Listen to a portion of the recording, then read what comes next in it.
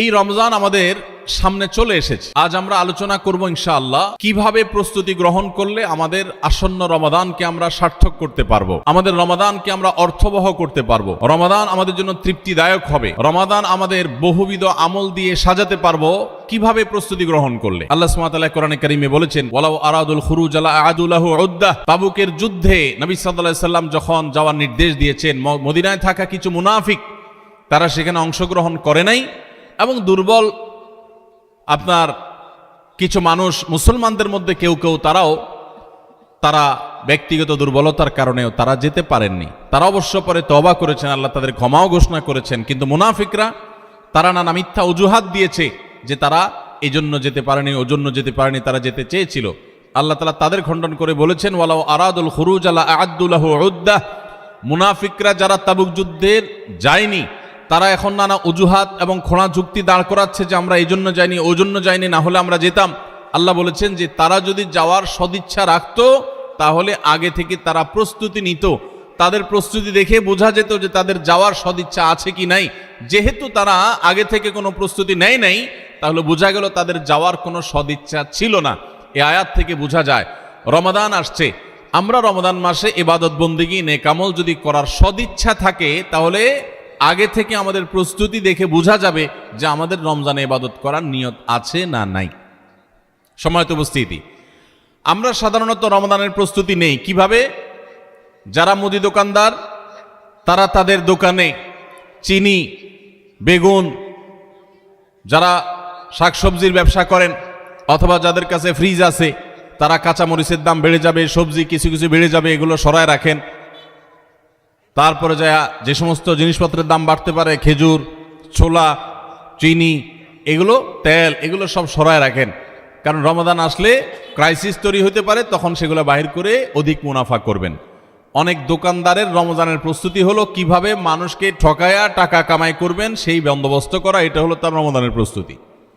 আর আমরা যারা ঠিক ঠিক বলতেছি আমাদের অনেকের রমজানের প্রস্তুতি হলো রমজান আসছে সেজন্য আমরা বেশি বেশি করে ছোলা, চিনি, বেগুন, বেসন, আমাদের খেজুর, যত রকমের তেল ইত্যাদি খাদ্য ভোজ্য পণ্য আছে সেগুলো সব কিনে বাসায় স্তূপ করে ফেলি, কারণ রমজান আসতেছে, আমাদের প্রচুর খাইতে হবে।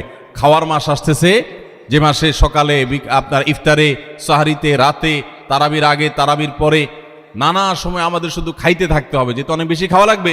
এই জন্য আমাদের রমজান আসলে প্রস্তুতি হয়, এই সমস্ত খাবার আইটেম কিনতে কিনতে আমরা অস্থির থাকি, ঠিক না ঠিক? এই হলো আমাদের রমজানের প্রস্তুতি, অথচ এটা রমজানের আসল প্রস্তুতি না। রমজান তো খাওয়ার মাস না ভাই, রমজান তো ইবাদতের মাস, কিন্তু আমাদের আচরণ দেখে মনে হয় এটা খাবারের মাস আসছে। আমাদের সংশ্লিষ্ট ডিপার্টমেন্টগুলো নাজেহাল তাদের অবস্থা হয়ে যায়, তারা অস্থির এবং ব্যাকুল হয়ে যায় যে কিভাবে বাজার নিয়ন্ত্রণ করবেন। প্রতি বছর বাজারে দেখা যায় ক্রাইসিস সৃষ্টি হয়, কারণ এত খাওয়া খায় মানুষ যে রমাদানের আগে রীতিমতো আলাদা অতিরিক্ত আমদানি করেও বাজার নিয়ন্ত্রণ করা যায় না, অথচ মানুষ দেশে আগে যেগুলো ছিল রমজানের সেগুলোই আছে, কিন্তু এত পরিমাণ খাই আমরা যে রীতিমতো টান পড়ে যায়, রমাদানের উদ্দেশ্যটাই ব্যাহত হয়। ভাইরা আমার, তো খাবারের প্রস্তুতি নেওয়া, খাদ্য মজুত করা, খাদ্য কেনাকাটা করে স্তূপ দেওয়া, এটা রমাদানের প্রস্তুতি না। রমাদানের আসল প্রস্তুতি কি? আজ আমরা সেরকম কিছু প্রস্তুতির কথা আপনাদেরকে শোনাবো ইনশাআল্লাহ তাআলা। ভাইরা আমার, রমাদানের প্রস্তুতির অংশ হিসেবে আমাদের পূর্বসূরি সোনালী যুগের স্বর্ণ মানব সালাফে সালেহীন তারা রমাদানের 6 মাস আগে থেকে প্রস্তুতি গ্রহণ করা শুরু করতেন, যে রমাদান আসছে, আমাকে ইবাদতবন্দি করতে হবে। মানসিক প্রস্তুতি নিতেন, অপেক্ষা করতেন, প্রহর গুনতেন, ক্ষণগণনা শুরু করতেন, দিন গণনা শুরু করতেন যে কখন রমাদান আসবে আর কখন আমরা ইবাদতবন্দি করব। আর আমাদের অবস্থা হলো আমরা অপেক্ষায় থাকি যে চাঁদ উঠলে শুরু করব, চাঁদ দেখা গেলে তখন এবার আমরা কোরআন তেলাওয়াত, জিকির, আজকার, ইবাদতবন্দি শুরু করব। ভাইরা আমার, দাঁড়ায় থাকা একজন মানুষ দ্রুততার সাথে হঠাৎ করে খুব জোরে দৌড় দেওয়া শুরু করতে পারে না, দাঁড়ানো থেকে আগে হাঁটা শুরু করে, এরপর একটু গতি বাড়ায়, তারপরে অনেক স্পিড মানুষ দেয়। একটা গাড়ি যখন দাঁড়ানো থাকে, ওই দাঁড়ানো গাড়িটাকে হঠাৎ করে 100 মাইল স্পিডে চালানো যায় না, আগে 10, 20, 30 স্পিডে চালাইতে হয়, এরপর আস্তে আস্তে উঠাইতে উঠাইতে 100, 150 পর্যন্ত উঠাইতে পারে। আপনি দাঁড়িয়ে আছেন, ইবাদতবন্দি করছেন না, অপেক্ষা করছেন রমাদান আসবে, তখন আপনি দিবেন দৌড়, একেবারে আমল করে শেষ করে ফেলবেন। যারা রমজানের চাঁদ উঠার জন্য অপেক্ষা করে, যে চাঁদ উঠলে কোরআন তেলাওয়াত শুরু করব, চাঁদ উঠলে জিকির আজকার শুরু করব, চাঁদ উঠলে দোয়া দুরূদ শুরু করব, রোজা শুরু করব, নফল নামাজ শুরু করব, দান সাদেকা শুরু করব, এদের বেশিরভাগ মানুষের অবস্থা হলো রমজান দেখতে দেখতে চলে যায়, তার ইবাদত আর করা হয় না। এই জন্য রমজানের আগে থেকেই যে আমলগুলো আপনি রমাদানে করবেন তার রিহার্সেল করতে হয়, প্রস্তুতি নিতে হয়।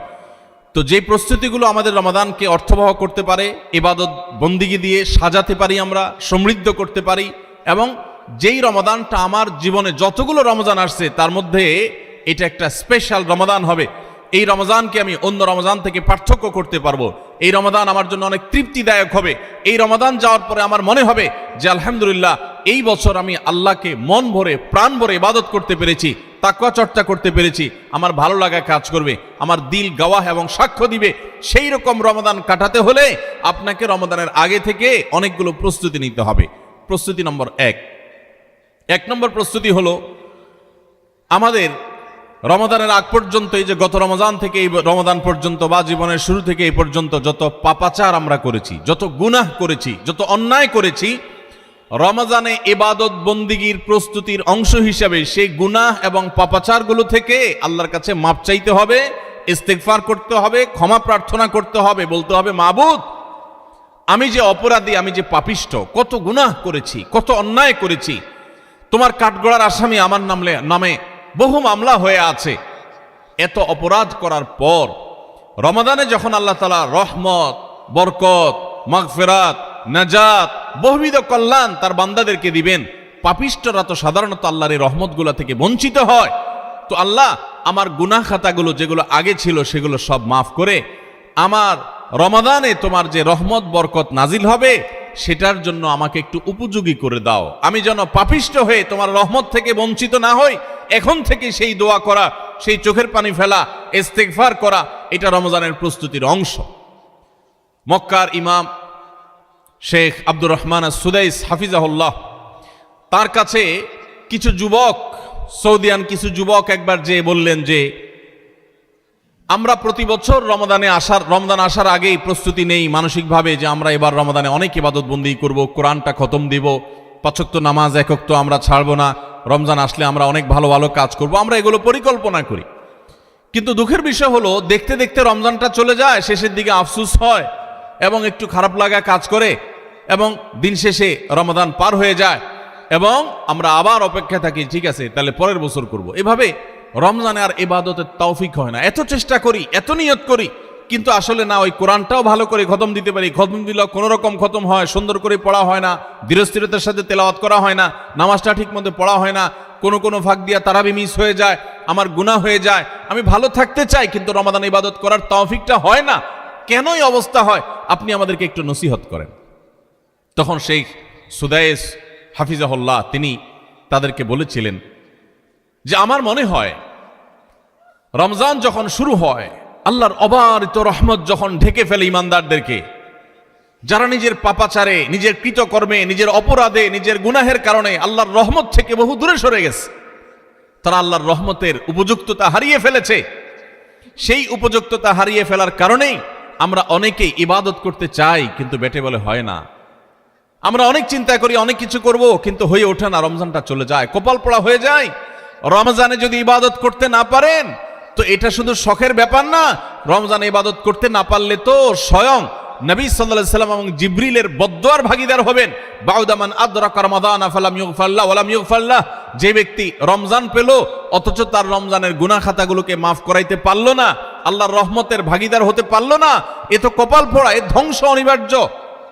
তাহলে আমরা আল্লাহর রহমত থেকে বঞ্চিত হই, ধ্বংসের দ্বারপ্রান্তে চলে যায়। রমাদানে কত মানুষকে আল্লাহ মাফ করেন, আমি কপাল পোড়ার মতো সেই জায়গায় দাঁড়ায় আছি। আগে যা ছিলাম রমজানও তাই, একটু রোজা রাখলাম, একটু ইফতার করলাম, একটু সাহারি খেলাম, একটু তারাবি টুকটাক পড়লাম, বাস এ হলো আমার রমজান। রমজান চলে যায়, আমার চোখের পানি আসে না, আমার দোয়া আসে না, আমার কান্নাকাটি আসে না, আমার ক্ষমা প্রার্থনা আসে না, আমার তওবা আসে না, আমার ইস্তেগফার আসে না, আমার জীবনটা পরিবর্তন হয় না, আমার সংশোধন হয় না, আমার আত্মশুদ্ধি হয় না, আমি কপাল মতো পোড়ার মতো পড়ে থাকি। এর অন্যতম প্রধান কারণ হলো যে আমি সারা বছর পাপাচার করে আল্লাহর রহমত থেকে এত দূরে সরে গেছি যে রমাদানের আল্লাহর এই রহমতের উপযুক্ততা আমার হারিয়ে ফেলেছি। এই জন্য শেখ সুদাইস তাদেরকে বলেছিলেন, আমার মনে হয় আমাদের গুনাহ এবং পাপাচারের কারণে আল্লাহর রহমতের উপযুক্ততা আমরা নষ্ট করে ফেলেছি। এই জন্য রমজান আসার আগে প্রস্তুতি হিসাবে আমরা আল্লাহর কাছে চোখের পানি ফেলে দোয়া করে আগের সব গুনাহগুলো মাফ চেয়ে নেই, যে আল্লাহ রমজানের রহমতের উপযুক্ত হওয়ার জন্য আমার পূর্বের সব গুনাহ মাফ করে দেন, আমার হালখাতা করে দেন। আমরা যেরকম দোকানদারদের কাছে পুরাতন বাকি সমস্ত টাকা পরিশোধ করে হালখাতা করলে নতুন করে আবার অনেক বাকি দেয় আমাদেরকে, আর আগের টাকা পরিশোধ না করলে নতুন বাকি দেয় না, তো আল্লাহর কাছে আগের গুনাহগুলো মাফ করে নিতে পারলে, মাফ করায় নিতে পারলে নতুন করে রহমতের উপযুক্ততা তৈরি হয়। এই জন্য রমজানের প্রস্তুতির অংশ হিসেবে প্রথম প্রস্তুতির কথা বলেছি, আল্লাহর কাছে আসুন, নিজের কৃত পেছনের সমস্ত গুনাহ, সমস্ত খাতা, সমস্ত ভুল, সমস্ত বিচ্যুতি, সমস্ত ত্রুটি, সমস্ত পাপাচার, সমস্ত জুলুম, যত অন্যায় করেছি, চোখের গুনাহ করেছি, মুখের গুনাহ করেছি, মোবাইলে গুনাহ করেছি, ফেসবুক, ইউটিউব, মোবাইল করেছি, যত গুনাহ করেছি সমস্ত গুনাহ থেকে আল্লাহর কাছে মাফ চাই এবং দোয়া করি, আল্লাহ তুমি সব গুনাহগুলো মাফ করো, তুমি আহকামুল হাকিমিন, তুমি গফুরুর রহিম, তুমি সবকিছু করতে পারো। রমজান আসছে, প্রতিবারই আমার রমজান দেখতে দেখতে চলে যায়, ইবাদত করতে পারি না, এবার আমি তোমার রহমত পেতে চাই মাবুদ, এই জন্য তুমি আমাকে মাফ করে দাও। এই জন্য প্রথম প্রস্তুতি হলো আল্লাহর কাছে তওবা ইস্তেগফার করে নিজের গুনাহগুলোকে ধুয়ে মুছে পরিষ্কার করে রমজানের জন্য রহমতের অপেক্ষা করা চেষ্টা করব না ইনশাআল্লাহ। আল্লাহ আমাদের সবাইকে, আমরা যারা আছি, যারা শুনছি, আল্লাহ আমাদের সবাইকে আপনি রমাদান আসার আগে আগে আমাদের গুনাহগুলোকে মাফ করে আপনার রহমত থেকে দূরে সরার মতো যে সমস্ত অপরাধ করে বসে আছি, আল্লাহ সেগুলো থেকে আমাদের ফিরে আসার তৌফিক দেন এবং আমাদের গুনাহ খাতাগুলো মাফ করে দেন। ভাইরা আমার, তাহলে এক নম্বর প্রস্তুতির কথা বললাম, রমজানের প্রস্তুতির অংশ হিসাবে সকল গুনাহ খাতা থেকে আল্লাহর কাছ থেকে মাপ চেয়ে নিজের প্রোফাইলটাকে ক্লিন করে ফেলবো, সব পরিচ্ছন্ন করে ফেলবো, নতুন করে হালখাতা করে রমজানের জন্য শুরু করতে পারি। তাহলে দেখবেন ইবাদতের স্বাদ পাওয়া যাচ্ছে, ইবাদতের তৃপ্তি পাওয়া যাচ্ছে, ইবাদত করতে ভালো লাগা কাজ করছে। আল্লাহ আমাকে, আপনাকে, আমাদের সবাইকে সেই তৌফিক দান করুন। দ্বিতীয় যে করণীয় আছে রমজানের প্রস্তুতির অংশ হিসাবে, সেটা হলো রমজান মাসের যে ফজিলত এবং মর্যাদা আছে, রমজান মাসের রোজার যে মাসলা মাসাইল আছে, এগুলো এখন থেকে শেখা শুরু করতে হবে। তাহলে মানসিকভাবে আপনি প্রস্তুতি নিতে পারবেন যে রমজান আসছে। আপনি রমজান শুরু হওয়ার পরে যদি এবার মাসলা শেখা শুরু করেন, তো শিখতে শিখতেই তো আপনার কয়েকদিন চলে যাবে, একটা মাস দেখতে দেখতে চলে যায়। এই জন্য রমজানের প্রস্তুতির অংশ হিসাবে এখন থেকে রমজানের কি মর্যাদা, রোজার কি মর্যাদা, মানুষকে ইফতার করালে কি লাভ, রমজান মাসে গুনাহ থেকে বেঁচে থাকার অপরিহার্যতা কি রয়েছে, রোজা রেখে যদি আমি গুনাহ করি তাহলে রোজার কোনো লাভ নেই, উপাস থাকার মতো, এগুলো আগে থেকে জানতে হবে, শিখতে হবে, বুঝতে হবে। রমজানের ফাজাইল এবং মাসাইল, রমজানের তাৎপর্য, মাহাত্ম্য, মর্যাদা কি, সেগুলো জানবো এখন থেকে, এবং করণীয় কি সেগুলো আমরা ঠিক করব। আমাদের একটা বক্তব্য ইউটিউবে আছে, রমজানের 27টি স্পেশাল আমল, বিশেষ আমল, এগুলো রমাদানের জন্য স্পেশাল। এই 27টি আমল প্রিন্ট করে বা হাতে কলমে কাগজে লিখে আপনি কোথাও টাঙায় রাখেন।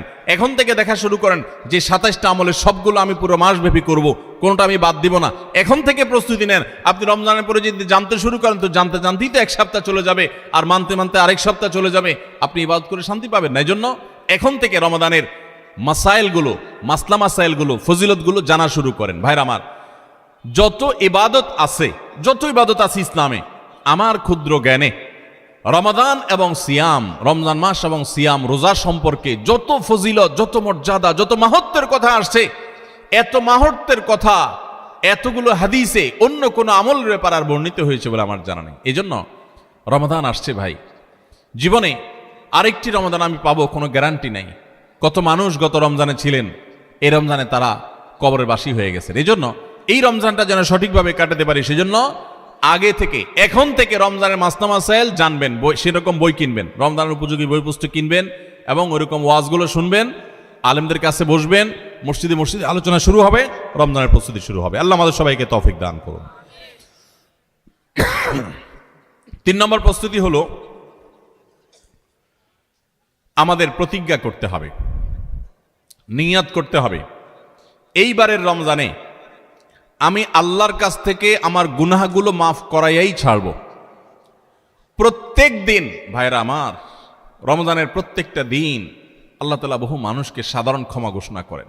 যাই করছো বান্দা সব মাফ, সাধারণ ক্ষমা ঘোষণা করেন কিছু মানুষকে। সেই সৌভাগ্যবান মানুষগুলোর কাতারে আমি ঢোকার জন্য চেষ্টা করবই করব, এই প্রতিজ্ঞা করা, এটা হলো প্রস্তুতির অংশ। যে এইবারের রমজানকে আমি আর হেলায় হারাতে দেব না, আমি এবার রমজানে আমার গুনাহ মাফ করাইয়াই ছাড়বো। এই প্রতিজ্ঞা এখন থেকে করতে হবে ইনশাআল্লাহ। প্রতিজ্ঞা করবেন তো ইনশাআল্লাহ, যে যেই কোনো কিছুর বিনিময় হোক আল্লাহর কাছ থেকে ক্ষমা আমি আদায় করেই ছাড়বো, আমি আল্লাহর কাছ থেকে ক্ষমা নিয়েই ছাড়বো। এখন আপনি বলতে পারেন যে ক্ষমা যে আমি পেয়েছি তার গ্যারান্টি কি, কিভাবে নিশ্চিত হব? ভাইরা আমার, কোন কোন সালাফ বলেছেন আমাদের দোয়া কোনটা আল্লাহর কাছে কবুল হয়েছে আর কোনটা কবুল হয়নি নিশ্চিত হওয়ার কোনো উপায় আছে কিনা।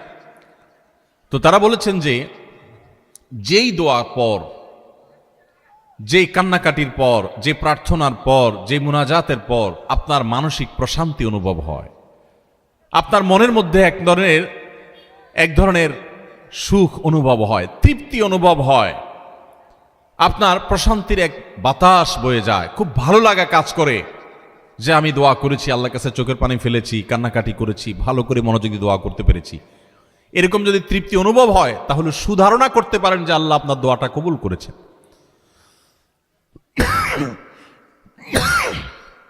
ফ্যান ট্যান নাই আপনাদের এখানে? ফ্যান নাই না? বাতাস উদাস করেন না, পাকা পাকা দিয়ে না।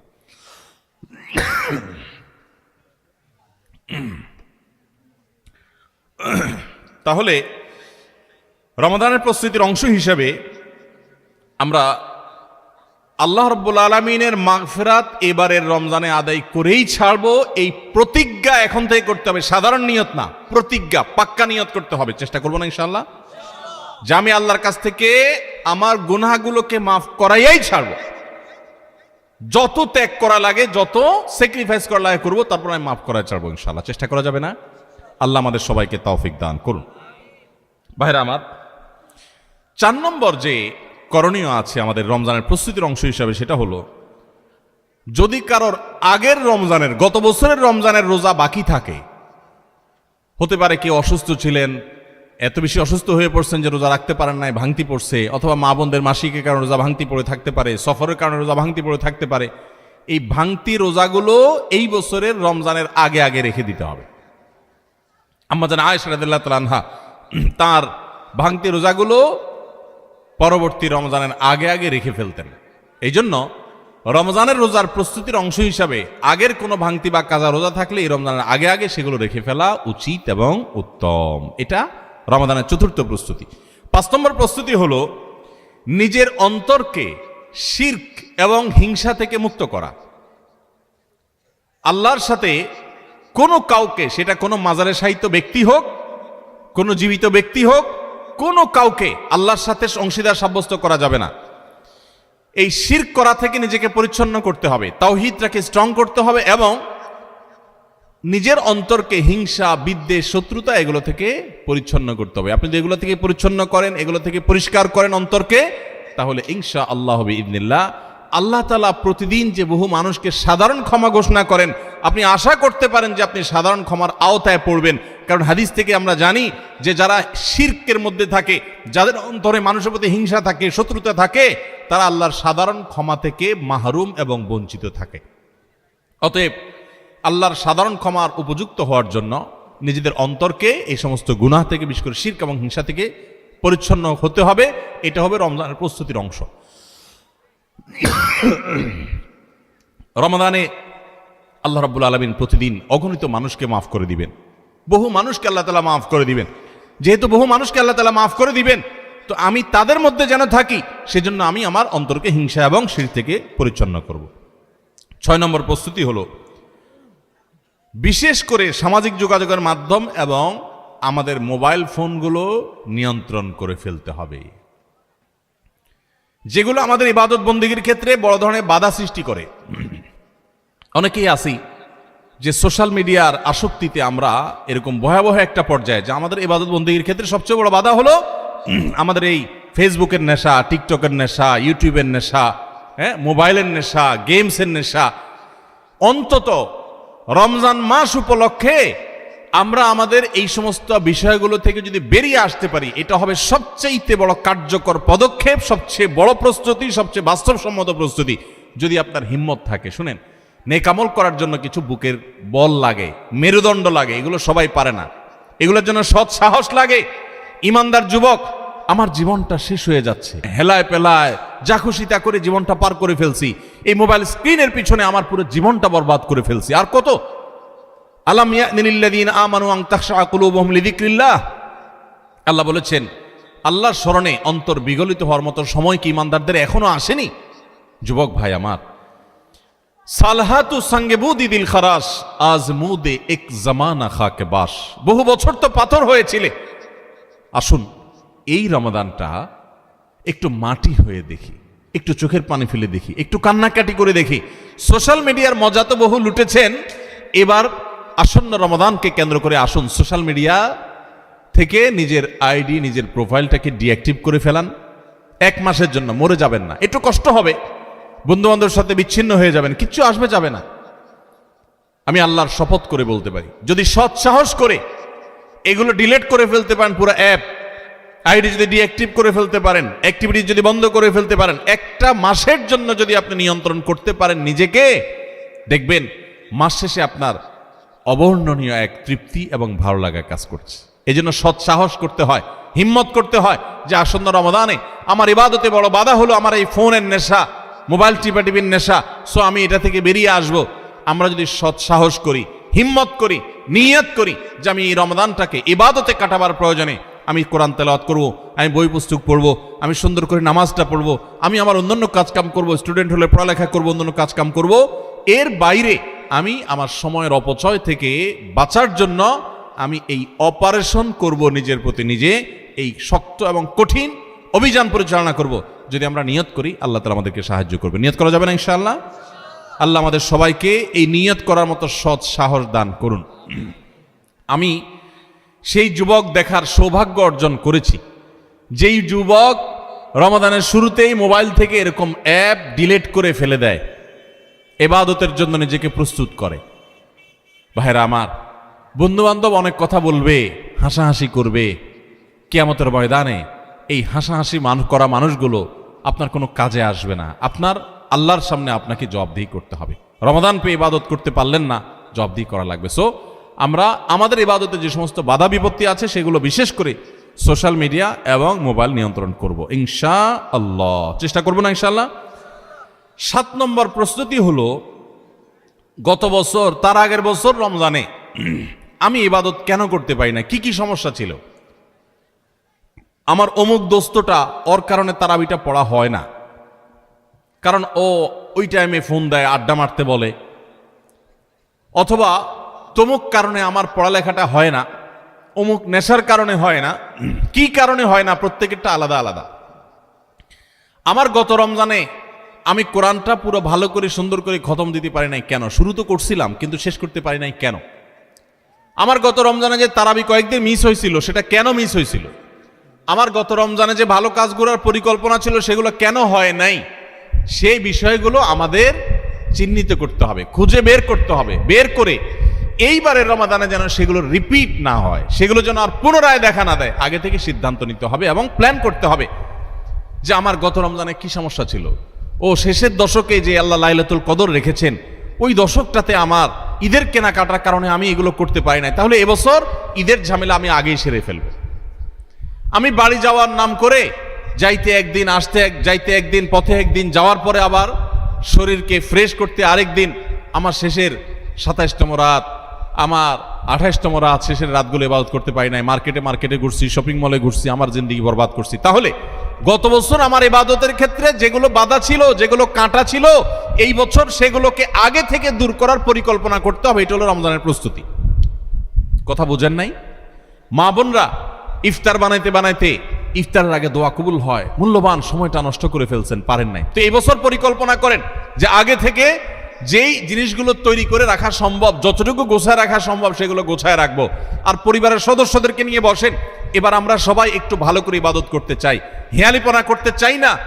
আমরা রমাদান খেয়ে পরে কাটানোর জন্য আল্লাহ দেন না, ইবাদতের জন্য দিয়েছেন। এই রমাদানের মূল্য এত বেশি যে এই রমাদান চলে যাচ্ছে, আমরা বেশিরভাগ মানুষ উপলব্ধিও করতে পারছি না, অথচ এই একটা রমাদান আমার গোটা জীবনকে পরিবর্তন করার জন্য যথেষ্ট। আপনারা জানেন জান্নাতের একটা স্পেশাল গেট আছে, নাম হলো রাইয়ান। এই রাইয়ান নামক গেট দিয়ে আল্লাহ রাব্বুল আলামিন শুধুমাত্র রোজাদারদেরকে প্রবেশ করার সুযোগ দিবেন, যারা রমাদান ইবাদত বন্দেগী করেছে, আল্লাহর নাফরমানি থেকে বেঁচে থেকেছে, তাকওয়ার জীবন অবলম্বন করেছে।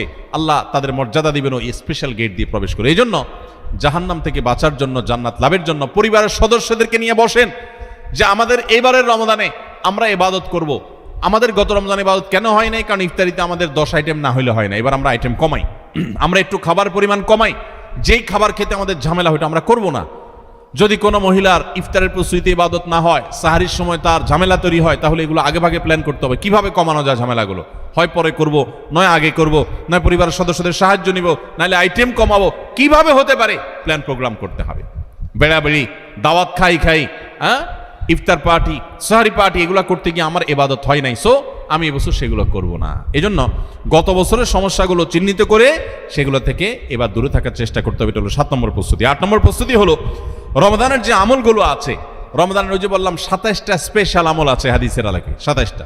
রমজানের সবচেয়ে বড় আমল কি ভাই? রমজান মাসের সবচেয়ে বড় আমল কোনটা? সবচেয়ে বড় আমল হলো রোজা রাখা। রোজা রাখার চেয়ে বড় কোনো আমল আছে? রমজানের দ্বিতীয় আমল হলো রাতে তারাবি পড়া। তৃতীয় আমল হলো কোরআনে কারীমের তেলাওয়াত করা। আল্লাহর কাছে দোয়া করা আরেকটা আমল। উমরার তৌফিক থাকলে উমরা করা আরেকটা আমল। নবী সাল্লাল্লাহু আলাইহি ওয়াসাল্লাম রোজা রেখে প্রচুর মিসওয়াক করতেন, সেটা আরেকটা আমল। শেষ দশকে ইতিকাফ করা, সেটা আরেকটা আমল। শেষ দশকের বেজর রাতগুলোতে ইবাদতের চেষ্টা করা, সেটা আরেকটা আমল। লাইলাতুল কদর পাওয়ার চেষ্টা করা আরেকটা আমল। লাইলাতুল কদর পেয়ে গেলে আল্লাহুম্মা ইন্নাকা আফুউন তুহিব্বুল আফওয়া ফা'ফু আন্নী পড়া আরেকটা আমল। এই রকম 27টি আমল স্পেশাল আছে রমাদানের জন্য, যেগুলো কোরআন এবং হাদিস থেকে প্রমাণিত। তাহলে সেই আমলগুলোকে এখন থেকে টুকটাক করা শুরু করার চেষ্টা করা। একটু নফল রোজা রাখেন, তাহলে রমজানে যে রোজা রাখবেন ওটা সহজ হবে। এখন থেকে রোজা রাখার অভ্যাস করেন। নবী সাল্লাল্লাহু আলাইহি ওয়াসাল্লাম মাসে বেশি বেশি রোজা রাখতেন। আপনি এখন থেকে দান সাদাকার অভ্যাস শুরু করে দেন, প্ল্যান পরিকল্পনা শুরু করে দেন। এইটা হবে রমজানের প্রস্তুতি, যে রমজানে যে আমলগুলো করবেন এখন থেকে সেগুলো শুরু করে দেন। ওই যে বললাম দাঁড়ানো গাড়ি 100 মাইল স্পিডে চলতে পারে না, আগে 20 মাইল স্পিডে চলেন, শুরু করে দেন। এরপর চাঁদ উঠলে, রমজান শুরু হয়ে গেলে আপনি 100 মাইল স্পিডে যেতে পারবেন। চেষ্টা করবেন না ইনশাআল্লাহ? তাহলে 8 নম্বর আমল হলো ভাই, রমজানে যে আমলগুলো করব সেগুলোকে এখন থেকে রিহার্সেল শুরু করে দিব, প্রস্তুতিমূলক ওয়ার্ম আপ এটা শুরু করে দিব, মহড়া শুরু করব একটু একটু করে, যে রমজানের তেলাওয়াত করব, এখন আর ধরবই না। না, তো রমজানে আমি প্রতিদিন 1 পারা পড়বো, এখন 1 পৃষ্ঠা পড়ি। রমজানে প্রতিদিন 3 পারা পড়বো, এখন 1 পারা পড়ি। আমি একটু একটু করে কোরআনের সাথে সম্পর্ক করি, কোরআনটাকে রেডি করি, কোরআন কিনে প্রস্তুত করি নেই যে কোনটা আমি পড়বো না পড়বো, সেগুলো রেডি করি। 9 নম্বর আমল হলো রমাদানের সময় আমি কোন আমল করব না করব, কখন কি করব, এটার একটা চার্ট রেডি করে ফেলবো। আমার কোরআন খতম করতে হলে এমন টাইমে কোরআন তেলাওয়াত করতে হবে প্রতিদিন যখন কোনো কাজ থাকে না। ফজরের পরে আমি একটু কোরআন তেলাওয়াত করে তারপর ঘুমাবো, তাহলে ওই টাইমে তার অন্য কোনো ঝামেলা থাকে না, আমার আর মিস হবে না ইনশাআল্লাহ। তারাবির পর আমি শোয়ার আগ দিয়ে তেলাওয়াত করি, তারপর শোবো। আবার ভোর রাতে দোয়া কবুল হয়, সাহারি খাইতে উঠলে আমি প্রতিদিন 10 মিনিট হাতে রাখবো একটু দোয়া করার জন্য। আগে থেকে এগুলো চার্ট তৈরি করে ফেলতে হয় যে কোন টাইমে আমি কি করব।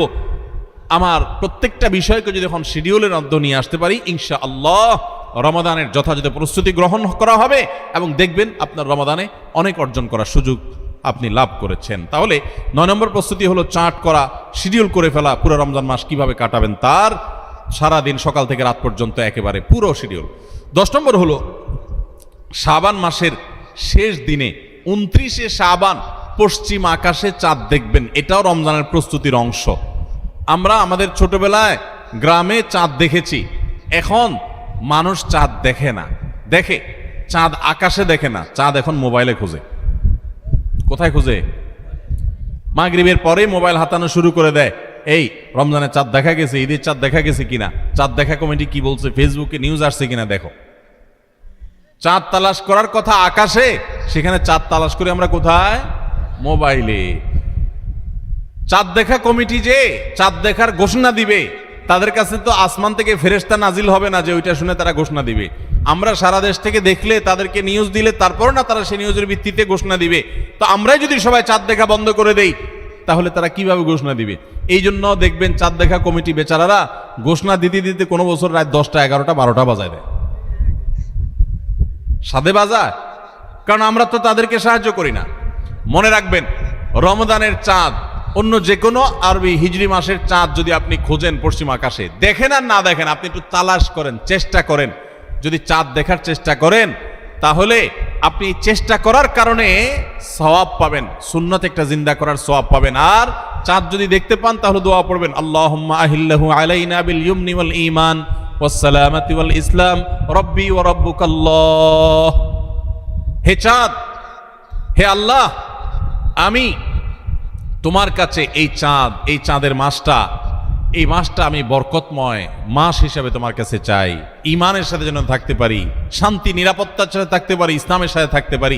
এরপর চাঁদকে লক্ষ্য করে বলা, হে চাঁদ, তোমার এবং আমার সৃষ্টিকর্তা এক আল্লাহ, তোমারও রব আল্লাহ, আমারও সৃষ্টিকর্তা আল্লাহ। তো এই দোয়া পড়া সুন্নাত। যদি চাঁদ দেখতে পান দোয়া পড়বেন, আর না দেখতে পারলে চেষ্টাটা করবেন, তাও সওয়াব পাবেন।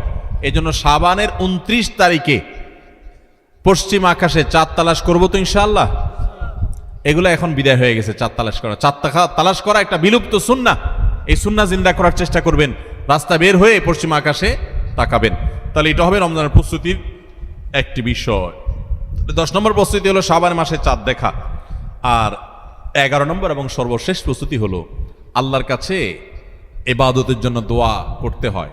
আমাদের পরিকল্পনা আমরা করতে পারি, কিন্তু তৌফিকটা আসলে আল্লাহ দিবেন। এই জন্য আমার পরিকল্পনাগুলো করে আমি বলবো, আল্লাহ আমি চাটও তৈরি করেছি, রমজানে মাসালা জানার জন্য বইও কিনেছি, আমি কোরআনও তো রেডি করেছি, তেলাওয়াতও শুরু করে দিয়েছি, টুকটাক নফল রোজা রেখে আমার প্রস্তুতিও শুরু করে দিয়েছি। আমি আমার জায়গা থেকে যা করতে পারার আমি করছি। মাবুদ, এবারের রমজানটাতে তুমি আমার একটু ইবাদত করার তৌফিক দিও। ভাইরা আমার, আপনারা অনেকেই অনেক স্বাদ জীবনে আস্বাদন করেছেন, আড্ডা মেরে বন্ধু বান্ধবের সাথে একান্তে কাটিয়ে বিভিন্ন রকমের কাজ করে মজা অনেক লুটেছেন।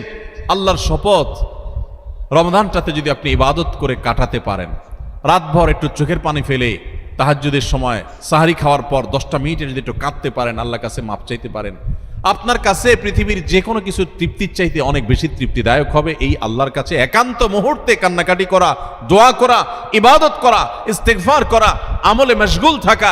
আপনি সেই জিনিসটা করার পরিকল্পনা এই বছর রমাদানে নেন। চেষ্টা করা যাবে না ইনশাআল্লাহ? ভাইরা আমার, সেজন্য আল্লাহর কাছে দোয়া করতে হবে, আল্লাহ আমি আমার চেষ্টা যা নেওয়ার, প্রস্তুতি যা নেওয়ার আমি নিয়েছি, চেষ্টা করেছি, মাবুদ তুমি এবার আমাকে তৌফিক দিও। নবী সাল্লাল্লাহু আলাইহি সাল্লাম প্রত্যেক নামাজের পরে দোয়া করতেন, আল্লাহুম্মা আইন্নি আলা যিকরিকা ওয়া শুকরিকা ওয়া হুসনি ইবাদাতিক। ও আল্লাহ, তোমার কাছে আমি সাহায্য চাই যেন তোমার সুন্দর করে ইবাদত করতে পারি, যেন তোমার স্মরণ আমি সুন্দর মতো করতে পারি, হ্যাঁ, তোমার কৃতজ্ঞতা শুকরিয়া যেন আদায় করতে পারি, সেই তৌফিক তুমি দাও। আল্লাহর কাছে তৌফিক চাইতে হয়। এই জন্য ভাইরা, রমাদানের সর্বশেষ এবং 11তম প্রস্তুতি বলেছি, আল্লাহর কাছে দোয়া চেয়ে নিতে হবে যে আল্লাহ তুমি আমাকে তৌফিক দিও। আল্লাহ তাআলা আমাদের সবাইকে রমাদানের এই সবগুলো প্রস্তুতি যথাযথভাবে করে আসন্ন রমাদানকে আমাদের জীবনে এক ব্যতিক্রমী রমাদান, সার্থক রমাদান, সফল রমাদান, তৃপ্তিদায়ক রমাদান এবং জান্নাত কামানো রমাদান, মাগফিরাত লাভ করা রমাদান হিসাবে কাটাবার তৌফিক নসিব করুন।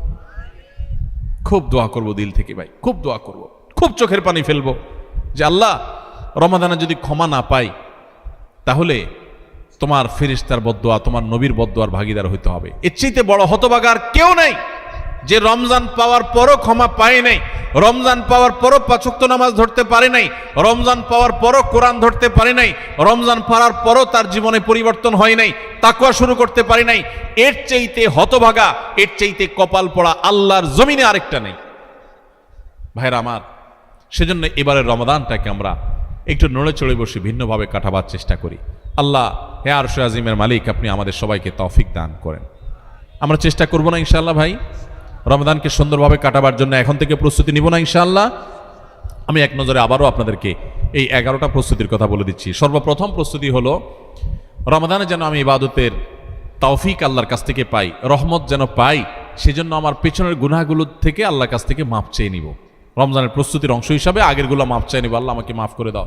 বেশি বেশি ইস্তেগফার পড়বো, সাইয়্যিদুল ইস্তেগফার পড়তে পারি, আল্লাহুম্মা আনতা রাব্বি লা ইলাহা ইল্লা আনত।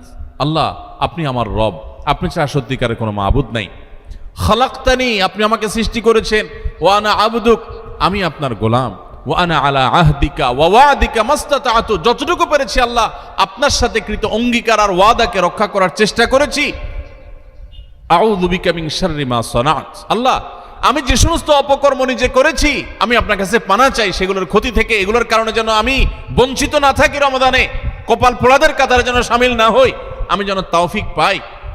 আউযু বিকা মিন শাররি মা সানাত আবু লাকা বিনিআমাতিকা আলাই, আল্লাহ যত নিয়ামত আপনি দিয়েছেন আমি স্বীকার করি। ওয়া আবু লাকা বিযামবি, আমি যত পাপাচার করেছি মাবুদ আমি স্বীকার করি। ফাগফিরলি ফাইন্নাহু লা ইয়াগফিরুয যুনুবা ইল্লা আনত, ও মালিক আপনি ছাড়া আর কেউ পাপাচার মাফ করতে পারে না, এখতিয়ার কারণ নাই, আপনি একটু মাফ করে দেন। আল্লাহর কাছে মাফ চাইব, মাফ চেয়ে রমজানের জন্য প্রস্তুতি নিব, চেষ্টা করবো তো ইনশাআল্লাহ। নাম্বার 2, রমজানের ফাজাইল মাসাইল, মাহাত্ম, মর্যাদা, মাসলা মাসাইল এগুলো জানার জন্য এখন থেকে সেরকম বই পুস্তক কিনে পড়া শুরু করে দিব, ওইরকম আলোচনা শোনা শুরু করে দিব, জ্ঞান অর্জন করা শুরু করবো রমজান সংক্রান্ত। এটা দ্বিতীয় প্রস্তুতি। 3 নম্বর হলো আল্লাহর কাছে এইবারের রমজানে আমি মাগফিরাত এবং নাজাত পেতে চাই, ক্ষমা পেতে চাই, আল্লাহর রহমত পেতে চাই। এই জন্য দৃঢ় প্রতিজ্ঞা করব যে এবার আমি কিছু একটা করবো ইনশাআল্লাহ, এবং এটা সারাক্ষণ নিজেকে জল্পনা কল্পনা করতে থাকা, প্রস্তুত করতে থাকা মানসিকভাবে। নাম্বার 4 নম্বর প্রস্তুতি হলো আগের বছরের কোনো রোজা ভাঙতি থাকলে সেগুলো আদায় করে ফেলা। 5 নম্বর প্রস্তুতি হলো নিজের অন্তরকে শিরক এবং হিংসা, বিদ্বেষ, শত্রুতা এগুলো থেকে পরিচ্ছন্ন করা।